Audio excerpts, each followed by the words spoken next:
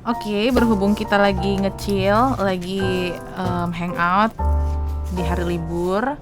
Sekarang kita selfie dulu deh, Sya. 1, 2. Nggak bisa, Dri, nggak bisa. Tasya jelek, ulang. Ya nggak bisa. 1, Kamu aja deh, kamu 2. aja. Sya, Kerjaan tuh lagi kita banyak ketemu sekali setahun loh, banget. Sya. Tapi sorry banget loh, Dri. Ini tuh kerjaan aku lagi banyak banget. Udah, Bos, bungkus. kalian lagi pada Kamu itu udah hustle culture. Tapi Kamu aku nggak tuh sadar. nggak enak banget rasanya kalau misalnya kerjaan numpuk terus ntar kalah sama teman-teman aku yang lain. Enggak. Kamu harus sadar kamu hustle culture. Apa sih hustle culture? Sini aku kasih tahu.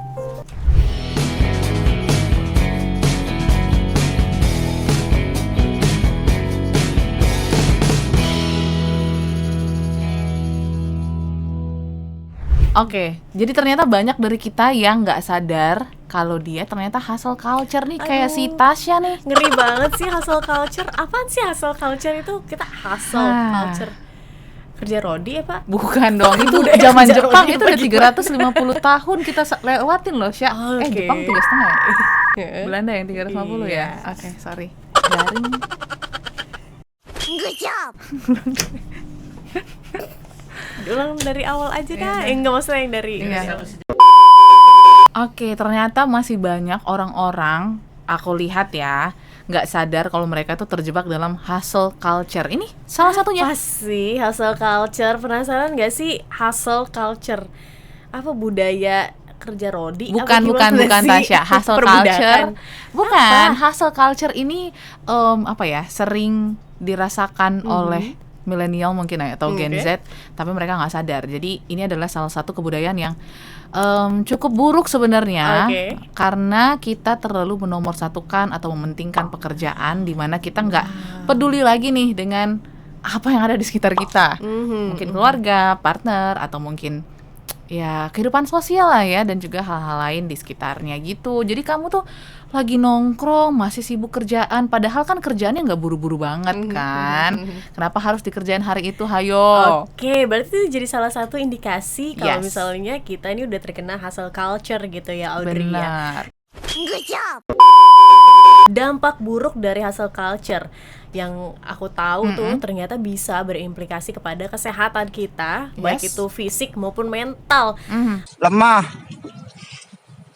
kena mental. Aduh, takut banget gak sih gara-gara kerjaan tapi kita malah masuk rumah sakit. Yes, tipes geng gitu Tipes ya. geng. kerja tipes. Nah, itu قد يعلم برباقة يقودا سفيل فعورا tua. itu yang ditakutkan. Atau mungkin kesehatan mental seperti burnout ya, kelelahan yang mungkin kayak kayak lari-lari di tempat gitu kan, itu capek banget gitu. Nah, ini yang harus kita sadari dari awal supaya kita nggak merasakanlah dampak-dampak itu, Sya. Iya. Nah, yang pertama kita harus indikasi dulu apakah kita sudah termasuk ke hustle culture atau tidak. Nah, Tasya tahu nggak sih apa ciri-ciri orang hustle culture? Wah, kalau misalnya ciri-ciri orang hustle culture ya mungkin kayak tadi ya, tidak mementingkan Dunia dunia sekitar sekitar gitu, sibuk sama dirinya sendiri dan sibuk sama pekerjaannya, jadi nggak punya waktu buat dirinya sendiri gitu kan. Yes. Salah satu ciri-ciri dari hustle culture. Kalau kamu udah punya indikasi ke arah sana, waduh, coba hati-hati. Ya, biasanya mereka yang sudah terjebak dalam hustle culture ini, kalau misalnya lagi diem aja itu kayak merasa bersalah, feeling guilty gitu. Feeling guilty. Kayak mana kerjaan gitu. Jadi mereka tuh susah banget untuk mengambil waktu istirahat, waktu tenang gitu ya. Jadi kayak ada selalu perasaan bersalah ketika nggak ada pekerjaan. Terus juga biasanya mereka orang-orang yang itu mengesampingkan ya kehidupan pribadi. Yes, or takut ngambil cuti, Bun. Kalau cuti tuh bingung ngambil nggak ya. Apalagi ini kan lagi situasi COVID ya. Terus Iya. kayak bingung ambil cuti nggak ya, tapi kayak nggak enak gitu. Nanti teman-teman gimana ya? Atau Nanti ada dikira aku jalan-jalan keluar, padahal Iya. sebenarnya aku pengen di kamar aja nonton drama Korea sambil pesen food delivery gitu kan. Tapi itu udah ada nih di kepala kita, overthinking yang gak penting. Iya benar. Dan biasanya orang yang udah kena hustle culture ini mereka punya target yang gak realistis. Jadi ya udah semuanya dikerjain tapi gak ada target yang jelas.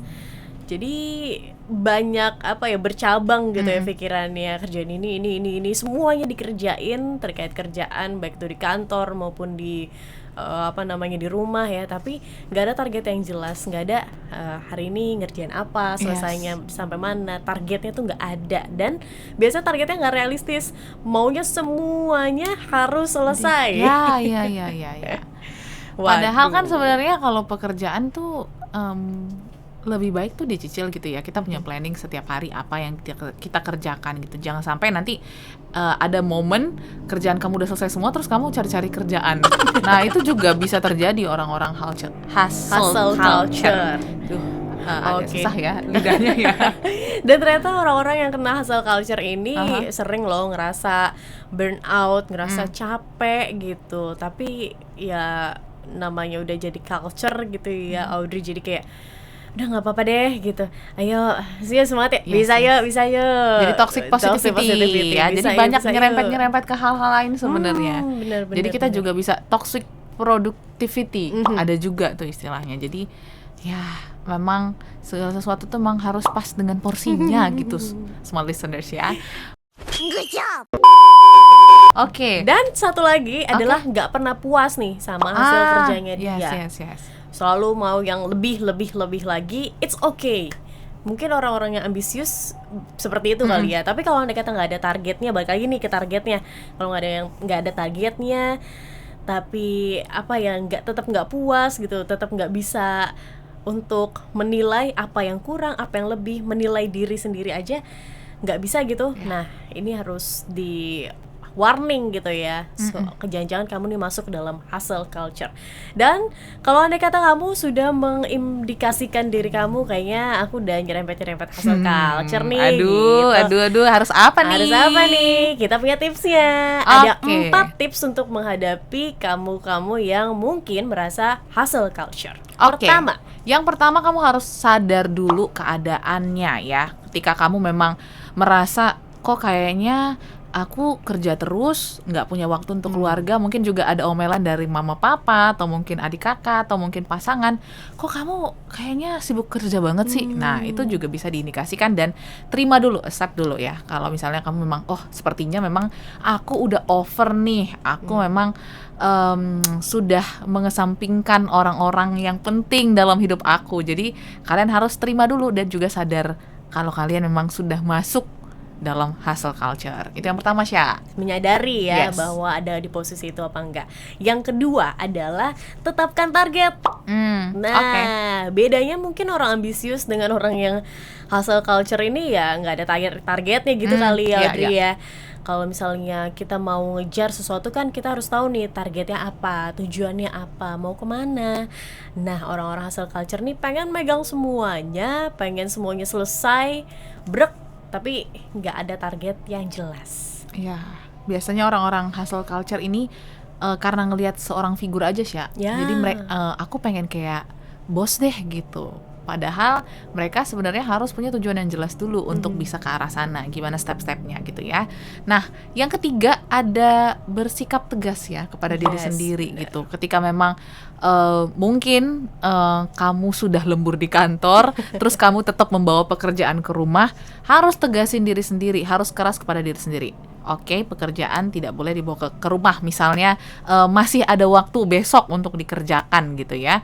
Jadi harus disiplin dengan diri sendiri gitu ya, set planning, dan juga ketika memang sudah terlanjur basah ya udah stop dulu gitu ya, jangan diterusin karena itu nggak baik untuk kesehatan mental kamu dan kamu akan merasakan kelelahan di ujungnya. Jadi bisa bisa mungkin karena kalau tegas susah gitu ya, boleh dikurangin kadarnya sedikit demi sedikit, tapi memang harus kuat imannya gitu, konsisten juga supaya bisa kebiasaan yang baru itu terbangun dengan baik ke belakangnya. Oke, tips keempat yang terakhir, Audrey tadi sempat menyinggung kan, biasanya orang hustle culture ini karena melihat seseorang figur nih, dia ngelihat seseorang terus kayak pengen deh aku kayak gitu. Akhirnya ya udah kerja tipes.